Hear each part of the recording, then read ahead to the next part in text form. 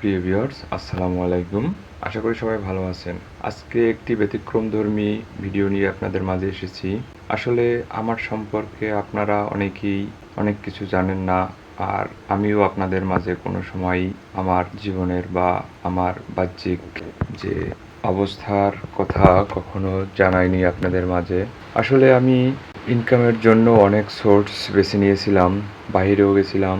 পরে বাহির থেকে এসে আমি একটি কসমেটিক্সের ব্যবসা শুরু করি আমাদের জেলা শহর বরগুনাতে।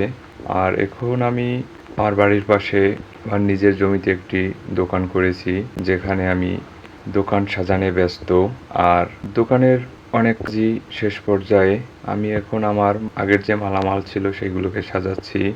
আর আমি অন্য একটি ভিডিওতে আপনাদের মাঝে আমার জীবন বৃত্তান্ত বা আমার জীবনে ঘটে যাওয়া অনেক যে কাহিনী আপনাদের মাঝে আমি শেয়ার করব। ভিউয়ার্স, অবশ্যই আমার জন্য দোয়া করবেন যাতে এবার আমি সফল হই ব্যবসায়। ভালো থাকবেন। আল্লাহ হাফেজ।